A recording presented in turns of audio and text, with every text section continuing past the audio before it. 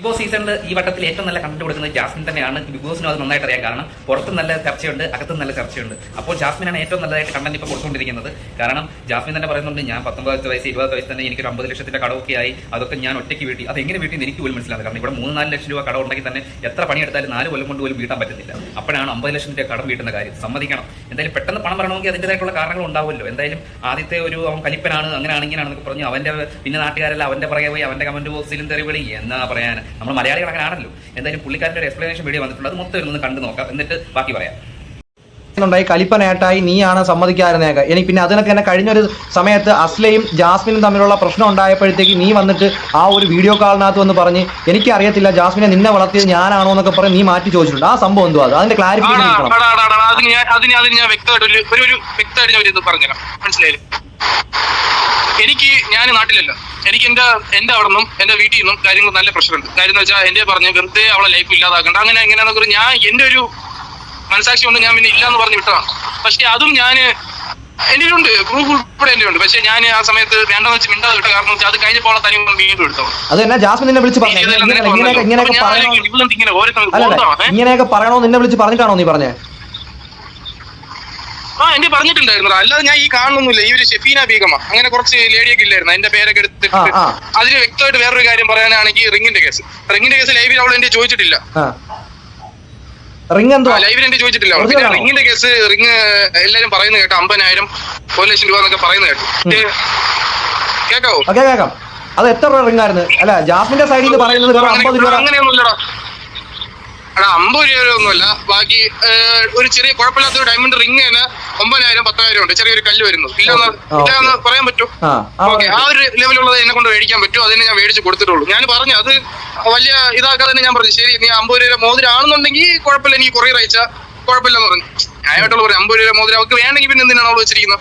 കുഴപ്പമില്ല, എനിക്ക് കൊറിയർ അയച്ചാൽ ഞാൻ പറഞ്ഞിട്ടുണ്ടായിരുന്നു. പിന്നെ അല്ലാതെ ഇന്നാള് കലിപ്പ് എന്നൊക്കെ പറയുന്നത് അത് ഇന്നാൾ കുറെ എനിക്കെടുത്ത് അയച്ചത് ഇന്നലെ. ഞാൻ ജാസ്മിനെ അടിയാവും മെയിൻ കാരണം ഈ ടാങ്കാണ്. ഓപ്പണായിട്ട് പറഞ്ഞാൽ ഈ ടാങ്കാണ് ഞാൻ അവള് മെയിൻ അടിയാവും. കാരണം വെച്ചാൽ നീ ഒരു പെണ്ണിന് 1000 രൂപ ചുമ്മാ കൊടുക്കും. ഞാൻ ഓപ്പണായിട്ട് ചോദിക്കട്ടെ, നീ കൊടുക്കും? അല്ല, ഞാൻ നീ മാരേജ് ആക്കിയതല്ലേ. നിന്റെ പെണ്ണ് ലൈവ് ഇട്ട് കഴിഞ്ഞാൽ വേറൊരു ആള് ഒരു 10-20,000 ചുമ്മാ കൊടുക്കുമ്പോൾ നിനക്ക് ഡൗട്ട് വരില്ലേ? ഒരു ജസ്റ്റ് ഉദാഹരണം ഞാൻ പറയുന്നുള്ളൂ. എടാ ഇങ്ങനെ ചോദിച്ചു ഡെയിലി എനിക്ക് ഒരുത്തവരെ അടിച്ച് ഓടിക്കണം എന്റെ പരിപാടി. അത് ഒരുത്ത ആര് ജോക്കർ എന്ന് പറഞ്ഞു കൊടുത്തേ, അത് കഴിഞ്ഞ് വേറെ എടുത്തേ, അത് കഴിഞ്ഞിട്ട് മുന്നേ ഇവ മറ്റേ നോറയാ മറ്റേ അവളില്ലേ ഒരു പെണ്ണ് തന്നെ ലേഡിയാണ്. അവളെ സപ്പോർട്ടർ എന്തോ ആയിരുന്നു. ജാസ്മിനെ പയ്യെ വലിച്ചോണ്ട് ഇങ്ങോട്ട് വന്നതാ. നോറയുടെ സപ്പോർട്ടർ ആയിരുന്ന മുന്നേനെ ജാസ്മിൻ ഇങ്ങോട്ട് വലിച്ചോണ്ട് വന്നു. അങ്ങോട്ട് വലിച്ചോണ്ട് വന്നു. ഇവളാണെങ്കിൽ കാക്കു എന്ന് പറഞ്ഞ് വിളിച്ച് ബർത്ത്ഡേ സമയത്ത് അളിയാ ഓപ്പണായിട്ട് പറഞ്ഞ അവളെ ബർത്ത്ഡേ അന്ന് ഞാന് അമീന് പിന്നെ എന്റെ വേറൊരു ആഷിഖ് എന്ന് പറഞ്ഞൊരു ഫ്രണ്ട് പിന്നെ സുലുവിനൊക്കെ അറിയാലോ. നമ്മളെല്ലാം ഒരുമിച്ചാണ് ഇവിടെ വീട്ടിൽ പോയത്. പോയി ഇവൻ ഗിഫ്റ്റ് എല്ലാം അയച്ചു കൊടുത്ത് 2ാമത്തെ ദിവസമായപ്പോ ഞാനും അവളും അടിയായി. ഓപ്പണായിട്ട് പറഞ്ഞ ആ ദിവസം അടിയാവണമെന്ന് വെച്ചാൽ ഇവൻ ഒരു കുഴപ്പമില്ലാത്ത എന്തോ ഒരു ഗിഫ്റ്റ് എന്തോ അയച്ചു കൊടുത്തു. മനസ്സിലായില്ലേ? അത് ഈ സംസാരിച്ചാണ് അടിയായത്.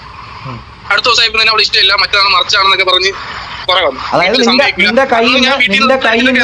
നിന്റെ കയ്യിൽ നിന്ന് തട്ടിക്കൊണ്ട് പോയി മുന്ന ജാസ്മിനെ. ഓപ്പണായിട്ട് പറഞ്ഞ അങ്ങനെയാണല്ലോ. ഞാൻ മുന്നേക്ക് ഞാൻ ഇപ്പൊ പുറത്താണ് അറിയാം. ഞാൻ വൈകിട്ട് എത്തിയിട്ട് ഞാൻ മുന്നേറ്റ് ആ സമയത്ത് ചാറ്റ് അയക്കുക. ആ ഡേറ്റ് ഉൾപ്പെടെ എന്റെ ഉണ്ട്. ആ സമയത്ത് മെസ്സേജ് കാര്യങ്ങൾ.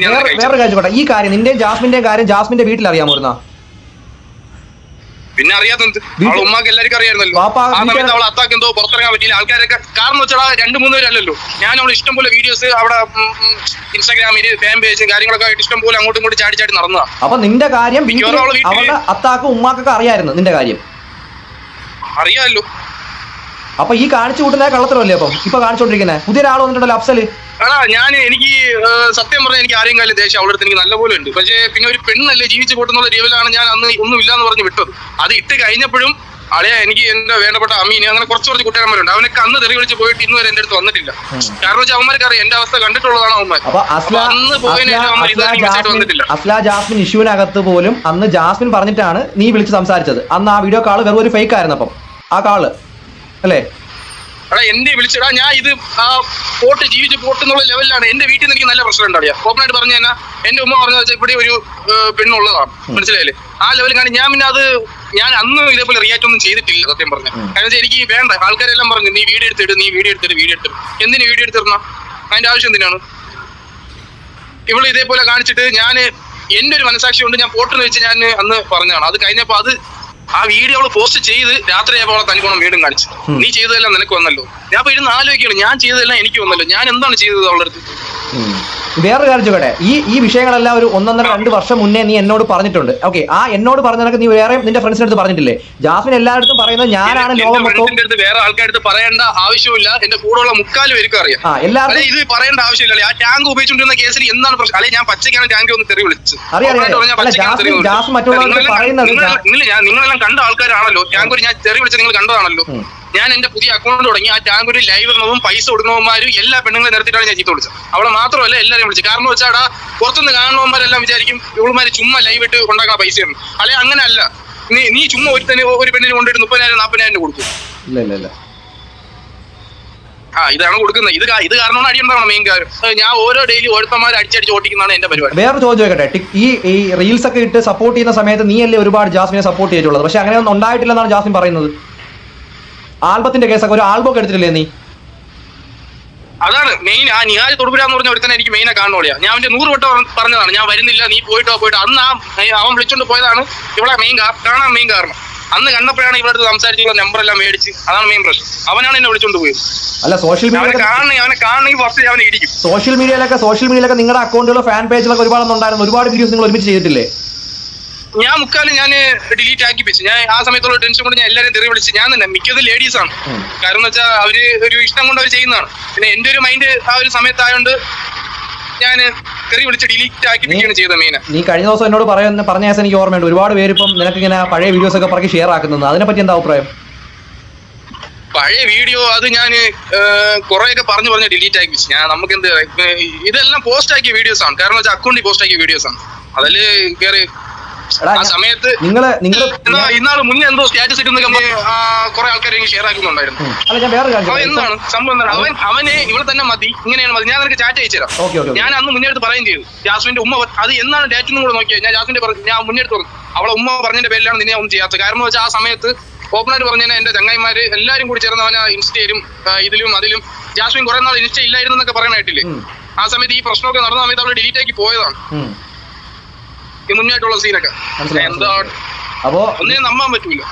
ഞാൻ പിന്നെ ഞാൻ അന്നും ജാസ്മിനെ നല്ലപോലെ അറിയാം. ഞാൻ വാ തുറന്നു കഴിഞ്ഞാൽ അവള് നാറുമെന്ന് അറിയാം. കാരണം വെച്ചാൽ ഇവള് പറയുന്ന പോലെ മറ്റേ കോൾ റെക്കോർഡ് എടുത്തിട്ടും മറ്റേത് എടുത്തിട്ടും ഇങ്ങനെ കാണിക്കേണ്ട ആവശ്യമില്ല. എന്റെ പ്രൂഫ് ഉൾപ്പെടെ എന്റെ ഉണ്ട്. അത് ജാസ്മിനെ നല്ലപോലെ അറിയാം. ഞാൻ പിന്നെ വാ തുറന്നു കഴിഞ്ഞാൽ ഇവളൊക്കെ നാറും. മെയിനെ നാറാൻ പോകുന്നത് ആ മുന്നേ മെയിനെ നാറെന്ന് വെച്ചാൽ കൺഫേം ആയിട്ട് നാറും. പിന്നെ ഞാൻ വേറെ കാര്യം ചോദിക്കട്ടെ, ഈ ജാസ്മിനുമായിട്ട് നീ അഫയർ ആവുന്നതിന് മുന്നേ ജാസ്മിൻ വേറെ അഫയർ വല്ലതും ഉണ്ടായിരുന്നോ? ഉണ്ടായിരിക്കും. അവള് ഇപ്പൊ കലിപ്പെന്ന് പറയുന്നത് ചിലപ്പോ എനിക്ക് എന്റെ ഇതില് ആൾക്കാരെല്ലാം കാണുമ്പോൾ വിചാരിക്കും ഞാനും അവളായിട്ടുള്ള വീഡിയോസും കാര്യങ്ങളൊക്കെ പുറത്തെടുത്തിരുന്നതല്ലോ. ആ ആൾക്കാർ വിചാരിക്കും ഞാനെന്നെ വിചാരിക്കും. ചിലപ്പോ അവളെ അറിവില് വേറെ ആരെങ്കിലും കാണും. പക്ഷെ എനിക്ക് മുന്നേ എടുത്തുണ്ടായിരുന്നു. അവൻ എന്നെ വിളിച്ച് സംസാരിച്ചിട്ടുണ്ട്. അതൊന്നും ഞാനിവിടെ പറയുന്നില്ല. മെയിൻ കേസ് അതൊന്നും ഞാൻ പറയുന്നില്ല. അതൊക്കെ എന്റെ വായൊക്കെ തുറന്നു തന്നെ ജാസ്മിന് നാറും. അവൾ ഇൻസ്റ്റയും കാണൂല, യൂട്യൂബും കാണൂല, ഒന്നും കാണൂല. അത്ര എനിക്ക് പറയാനുള്ളൂ. എന്നെ കൊണ്ട് തുറപ്പിക്കാതിരിക്കുന്ന അവിടെ ഞാൻ അന്ന് അവിടുത്തെ പറഞ്ഞു ഞാൻ റിങ്ങിന്റെ കേസോ മറ്റേ കോളിന്റെ കേസ് ഞാൻ പറഞ്ഞു തീർക്കും. ഒരിടത്ത് എന്റെ പേര് നീ ഇനി പറയില്ല. ഞാൻ അവിടുത്തെ അന്ന് ഞാൻ പറഞ്ഞാണ് ഒരിടത്ത് നീ എന്റെ പേര് ഇനി പറയല്, എല്ലാം ഇവിടെ വെച്ച് തീർന്നോണെന്ന് പറഞ്ഞു. അവൾ പറഞ്ഞു ഓക്കെ മറ്റാണ് മറിച്ചാണ്. ഇപ്പൊ മറ്റേ ബിഗ് ബോസിൽ പോയിട്ട് അവക്കൊരു മറ്റേടത്ത് കാമുക ഉണ്ടായിരുന്ന എന്റെ വായിന്നൊരു വേറെ എന്തൊക്കെയാണ് പറഞ്ഞത്. ഞാൻ പറഞ്ഞാൽ കൂടി പോകും. അതുകൊണ്ട് ഞാൻ ഒന്നും മിണ്ടുന്നില്ല. അപ്പൊ നീ മറ്റേ അസ്ലാടെ വിഷയം കണ്ടായിരുന്നല്ല അല്ലേ? അതിലായിരുന്നു ആ ടോക്ക് വന്നതാണ്.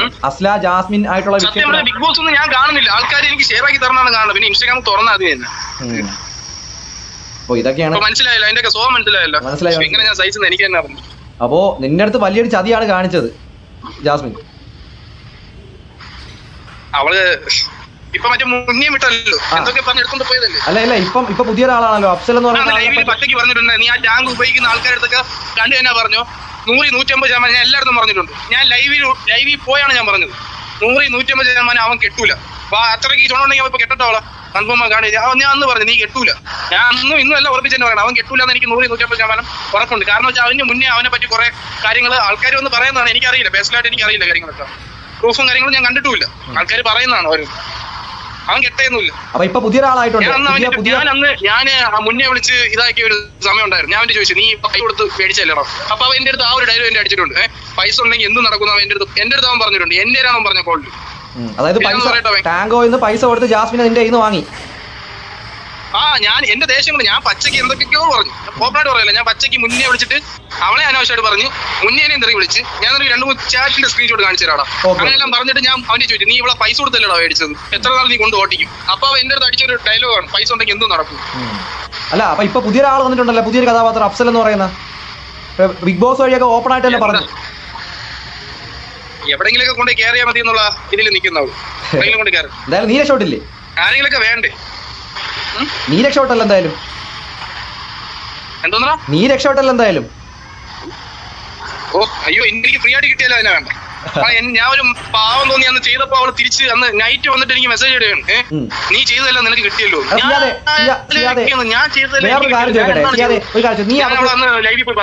നീ അവർക്ക് ഡ്രസ്സ് എടുത്ത് കൊടുത്തിട്ടോ അങ്ങനെ എന്തെങ്കിലും ഉണ്ടോ? ഇന്നലത്തെ വീഡിയോയിൽ പറയുന്നുണ്ട് ആദ്യമായിട്ട് ഡ്രസ്സ് എടുത്ത് കൊടുത്തത് വേറൊരാളാണ്, 25,000 രൂപയുടെ നല്ല ഡ്രസ്സ് ഇടുന്ന അന്നേരമാണെന്ന്. അപ്പൊ ഇവരുടെ ഫാമിലിയെ പറ്റിയും അല്ലെങ്കിൽ അവൾക്ക് എവിടെ നിന്ന് ഫ്രീ ആയിട്ട് കിട്ടിയാലും അവർക്ക് പോകും, എവിടെ നിന്ന് ഫ്രീ ആയിട്ട് കിട്ടിയാലും അവർക്ക് പോകും.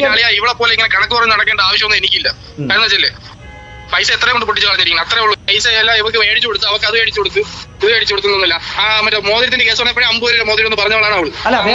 ആണെങ്കിൽ പോലും ഞാൻ ശരി ഞാൻ സമ്മതിക്കുന്നില്ല, 50 രൂപയ്ക്ക് തന്നെ ഞാൻ മേടിച്ചു. അപ്പൊ അവളുടെ അടുത്ത് തിരിച്ച് കുറേ അയച്ചാൽ ഞാൻ അന്ന് പറയുകയും ചെയ്തു അവളടുത്ത്.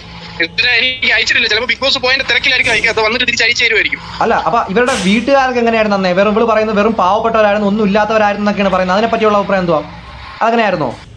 അത് എന്റെ അടുത്ത് പറഞ്ഞിട്ടുണ്ട് അറിയാം. കാര്യം എന്ന് വെച്ചാൽ അവളെ പാപ്പ എവിടെന്നൊക്കെയോ കടങ്ങൾ മേടിച്ച് അങ്ങനെയാണ് ഇങ്ങനെയാണ്, സമാധാനമില്ല, ഇങ്ങനെയാണ് അങ്ങനെയാണ്. പിന്നെ ഈ ടാങ്കുവിൽ കയറി ഈ പെണ്ണ്, ഈ ടാങ്കു എന്ന് പറയുന്ന ആപ്പളിയാ നല്ല ആപ്പല്ല അറിയാം. ഞാന് പേഴ്സണലായിട്ട് ആര് ലൈവ് ചെയ്യണതും മറ്റേ പ്രൈവറ്റ് ചാറ്റ് ചെയ്യണതൊന്നും ഞാൻ കണ്ടിട്ടില്ല. പക്ഷെ അല്ലെങ്കിൽ നല്ല ആപ്പല്ല അറിയാം. നമുക്ക് ചിന്തിക്കാനുള്ള ബുദ്ധിയൊക്കെ നമുക്കുണ്ട്, നമ്മൾ ചോറ് തന്നെ തിന്നുന്നത്. പിന്നെ ചോദിക്കണ ചിലപ്പോൾ പറയും പി കെ ഇടുന്നോണ്ടാണ് ഇങ്ങനെ കിട്ടണം. ആളെ ഡെയിലി പി കെ ഉണ്ടാ, ഡെയിലി 30,000-40,000 അയച്ചു കൊടുക്കുക. മറ്റേ എന്തെങ്കിലുമൊക്കെ ആവശ്യമില്ലാതെ ആരെങ്കിലൊക്കെ ഇങ്ങനെ പൈസ അയച്ചു കൊടുക്കും. മനസ്സിലായി. ഞാൻ അന്ന് എല്ലാത്തിനും അന്ന് എനിക്ക് അത്രയും എന്റെ കിളിയെല്ലാം പറഞ്ഞിട്ട് അന്ന് രാത്രി ഞാനും എന്റെ കൂട്ടുകാരന്മാരെല്ലാം കൂടി ഇന്നൊരു പച്ചയ്ക്ക് തെറിയാണ് വിളിച്ചത്. എല്ലാത്തിനും ഞാൻ ഓപ്പണായിട്ട് പറയാമല്ലോ, തെറിയാണ് വിളിച്ചത്. പച്ചയ്ക്ക് തെറി വിളിച്ച് ഞാൻ പച്ചയ്ക്ക് തന്നെ പറഞ്ഞു, മുന്നേ ഇവനെ എല്ലാത്തിനും ചേർത്ത് തന്നെ പറഞ്ഞു. അല്ലെ ഡെയിലി ഓരോരുത്തന്മാർ അടിച്ചടിച്ച് വിടുന്ന പരിപാടികളാണ് എനിക്ക്. ആദ്യം ഒരു ജോക്കർ എന്ന് പറഞ്ഞ ഒരുത്തനായിരുന്നു, അത് കഴിഞ്ഞതിന് ശേഷം അടുത്ത വേറൊരുത്തേക്ക്, അത് കഴിഞ്ഞ് വേറൊരുത്തേക്ക്, അത് 4ാമത്തെ സമയത്താണ് ഇവൻ കയറി ഉറങ്ങുന്നത്. അപ്പൊ ഇത്രയും നാളായിട്ട് ഞാനാണെങ്കിലും നീ ആണെങ്കിൽ പോലും 1,000 രൂപ പോലും ഒരുത്തിക്ക് വെറുതെ ആരും കൊടുക്കൂല. മനസ്സിലായി. ഇപ്പം എന്തായാലും ഇപ്പൊ ഇത് എന്നോട് പറഞ്ഞു, ഞാനിത് എന്താ റെക്കോർഡ് ചെയ്യുവാണ്. ഞാൻ എന്തായാലും ഈ കാര്യങ്ങളെല്ലാം ജനങ്ങളിൽ എന്തായാലും എത്തിക്കും. സത്യമായിട്ടുള്ള മുഖം എന്തായാലും ജാസ്മിന്റെ എന്താണെന്നുള്ള എല്ലാം അറിയണം. മാത്രമല്ല അന്ന് കേട്ട ഒരു പേരുദോഷം നിനക്കത് മാറണം, നീ കള്ളത്തരം പറഞ്ഞു എന്നുള്ളത്. അന്ന് എടാ ഇത് എനിക്ക് ഇപ്പൊ നീ ചോദിച്ചതിന്റെ പേരിൽ ഞാൻ ഇങ്ങനെ കാര്യം പറയുന്നേ ഉള്ളൂ. കാര്യം വെച്ചാൽ എന്തെന്നറിയാം അവിടെയാ സംഭവം. ഞാൻ അന്ന് ഇവിടെ നാട്ടിക്കണമെന്നുണ്ടായിരുന്നു, എനിക്ക് കൺഫേം ആയിട്ട് എനിക്ക് നാട്ടിക്കായിരുന്നു അറിയാം. കാരണം വെച്ചാൽ ഞാനും അവളും തമ്മിൽ കറങ്ങാൻ പോയപ്പോൾ ഫോട്ടോസും കാര്യങ്ങളും എല്ലാം എന്റെ കയ്യിലും ഉണ്ടായിരുന്നിട്ട് പോലും എനിക്ക് നാട്ടിക്കുന്നുണ്ടായിരുന്നു. ഞാൻ പോട്ട് ഈ കച്ചറ ഐറ്റം പോട്ടെന്നുള്ള മൈൻഡിലാണ് ഞാൻ ആ സമയത്ത് അവൾ എന്തൊക്കെ പറഞ്ഞെന്നറിയാവോ.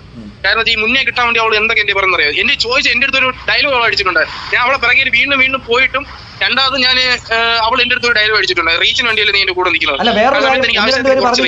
ഒന്ന് രണ്ടുപേര് പറഞ്ഞു അതിനോട് നീ ജാസ്മിന്റെ അടുത്ത് കരഞ്ഞോണ്ടൊക്കെ കാല് പിടിച്ച് പറഞ്ഞിട്ടുണ്ടോ? സത്യമാണോ അത്? അത് നമ്മൾ സ്നേഹിച്ചോണ്ടിരിക്കുന്ന സമയത്ത് എന്തായാലും നമ്മള് പോകാതിരിക്കൂലല്ലോ. ഞാൻ അവളുടെ അടുത്ത് കുറെ വട്ടം പോയി, സംഭവം ഇങ്ങനെയാണ്, ഞാൻ ചൂടായത് എന്റെ തെറ്റാണ്, അങ്ങനെയാണെന്നൊക്കെ പറഞ്ഞ് കുറെ പോയിട്ടുണ്ട്. സംഭവം എന്ത് പറയാളിയാ, അവളൊന്നും പറഞ്ഞിട്ട് കാര്യമില്ലാളേ. അവൾക്ക് മറ്റുള്ള ഫീലിങ്സ് ഒന്നും മനസ്സിലാവില്ല. ഞാൻ കരഞ്ഞറിഞ്ഞ് പോയിട്ട് പോലും അവൾ ആ സമയത്ത് കാര്യം വെച്ചാൽ വേറെ പെണ്ണ് കിട്ടാത്തൊന്നല്ല, വേണമെന്ന് വെച്ചാൽ വേറെ പെണ്ണ് കിട്ടുകയും ചെയ്യോളെ. പിന്നെ ഞാൻ നമ്മൾ അത്രയും സീരിയസ് ആയിട്ട് നോക്കിയിട്ട് അവളെ പിറകെ പോയപ്പോഴേ അവൾ എന്റെ പറയാണ് റീച്ചിന് വേണ്ടി നിൽക്കില്ല, ആ മുന്നേ കിട്ടാൻ വേണ്ടി റീച്ചിന് വേണ്ടി നിൽക്കില്ലേ എന്ന് എന്റെ ചോദിച്ചത്. അതിനുശേഷം ഞാൻ പോയിട്ടില്ല.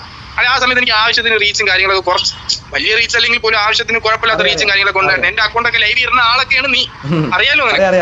കുറച്ച് ആൾക്കാരൊക്കെ ഉണ്ട് എന്റെ അക്കൗണ്ട് കാര്യങ്ങളൊക്കെ ഇരുന്ന വലിയ രീതിയിലെങ്കിലും കുഴപ്പമില്ലാത്ത റീച്ചൊക്കെ എനിക്ക് ഉണ്ടാവില്ല. പിന്നെ ഇവള് ഈ പറഞ്ഞ ഡയലോഗിന് ശേഷം ഞാൻ പിന്നെ ഒന്നിലും വലിയ ആക്റ്റീവ് അല്ലാണ്. ഞാൻ ഒന്നിലും പിന്നെ ആൽബം ഷൂട്ടിങ്ങിനോ അങ്ങനെ കാര്യങ്ങളായിട്ടൊന്നും പോയിട്ടുമില്ല. പിന്നെ ഈ സോഷ്യൽ മീഡിയയിൽ വലുതായിട്ടില്ല. സ്റ്റോറി ഇപ്പൊ ഈ സോഷ്യൽ മീഡിയയിൽ അല്ലെങ്കിൽ ഈ പറയുന്ന ഈ ബിഗ് ബോസിനകത്ത് കാണിക്കുന്ന ജാസ്മിൻ റിയൽ ആണെന്ന് എനിക്ക് തോന്നുന്നുണ്ടോ? കേട്ടില്ല. ഇപ്പൊ ബിഗ് ബോസിനകത്ത് ഈ കാണിച്ചുകൊണ്ടിരിക്കുന്ന ജാസ്മിന്റെ അഭിനയമാണോ അതോ റിയൽ ആണോ ജാസ്മിന്റെ ഗെയിം? ഒരു അഭിനയമല്ല അളിയാ, അവൾ അത് തന്നെ അളിയാ. മുന്നേ എത്ര വർഷം കൊണ്ടുപോയി അളിയാ, അതെല്ലാം അവളെ അതാണ് അവള് അളിയാ, സീരിയസ് അതാണ് അവള്. ടിക്ടോക്കിൽ മറ്റേ റീൽസിലൊക്കെ മറ്റേ ക്യൂട്ട്നെസ് ഒക്കെ വാരി അറിഞ്ഞ വോയിസ് ഒക്കെ മാറ്റി സംസാരിക്കുന്നത് അതല്ല, ഇതാണ് അവള്. അങ്ങനെയൊക്കെയാണ്. എന്തായാലും സന്തോഷമുണ്ട്, നീ രക്ഷപ്പെട്ടല്ല, എനിക്ക് അത് മതി. എന്റെ കൂട്ടുകാരനായിട്ട് നീ രക്ഷപ്പെട്ടല്ല, അത് മതി. ഇതിനൊക്കെ നാറ്റിക്കണമെന്നുണ്ടായിരുന്നു എത്ര നാൾ മുന്നേ എനിക്ക് നാറ്റിക്കായിരുന്നു അറിയാം.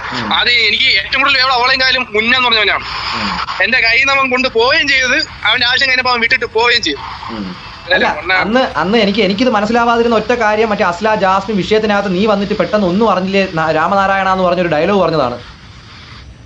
എടാ നമ്മള് വെറുതെ അവര് വരുമാനം ഉണ്ടാക്കുന്ന, അവളെ വരുമാനമാണ് ആ യൂട്യൂബിൽ നിന്നൊക്കെയാണ് പറഞ്ഞത്. അത് ഇനിയിപ്പോ അതും പോരാഞ്ഞിട്ട് അവൾ എന്റെ വന്ന് ഞാൻ നിനക്ക് ഒരു സ്ക്രീൻഷോട്ടൊക്കെ അയച്ച് കാണിച്ചു തരാം, ജസ്റ്റ് കാണിച്ചു തരാം. അപ്പൊ അവള് പറഞ്ഞു ഉറങ്ങിയിട്ടില്ല, അങ്ങനെയാണ്. നമ്മളെന്തായാലും സ്നേഹിച്ച പെണ്ണല്ലേ, അപ്പൊ അതൊക്കെ പറയുമ്പോൾ നമ്മൾ ഓട്ടോമാറ്റിക് എനിക്ക് എത്ര ദേഷ്യം ഉണ്ടായിരുന്നെങ്കിലും ആ സമയത്ത് അവളൊന്ന് പറഞ്ഞപ്പോ ഞാൻ ചെറുതായിട്ടൊന്ന് ഇതായിപ്പോയി. കാര്യം എന്ന് വെച്ചാൽ ഉറങ്ങിയിട്ടില്ല, അവിടെ നിന്ന് ഇവിടെ നിന്ന് എല്ലാവരും ഇങ്ങനെയാണ്, കുറ്റം പറച്ചിലാണ്, എനിക്ക് ഒന്ന് ഇത് കഴിഞ്ഞിട്ടൊക്കെയാണ് എനിക്ക് ഉറങ്ങേണ്ട ചെയ്യാം എന്നൊക്കെ പറഞ്ഞ് എനിക്ക് മെസ്സേജ് ഇട്ടപ്പോ ഞാനും അങ്ങ് ഇതായിപ്പോയി. പിന്നെ എന്റെ വീട്ടിൽ നിന്ന് പറഞ്ഞു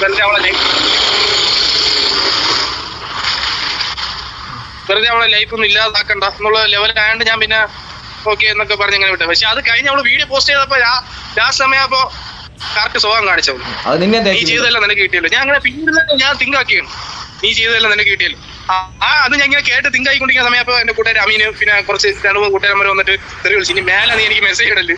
കാരണം വെച്ചാൽ ഞാൻ നിന്ന ഒരു ആ സമയം എല്ലാം അവന്മാർക്ക് നല്ലപോലെ അറിയാം. എന്റെ കൂടെ ഉണ്ടായിരുന്നവന്മാരാണ് അവന്മാര്. എന്തായാലും സത്യങ്ങളെല്ലാം പുറത്തു വരും, നമുക്ക് സത്യങ്ങളെല്ലാം പുറത്തു കൊണ്ടുവരാം. ഓക്കെ,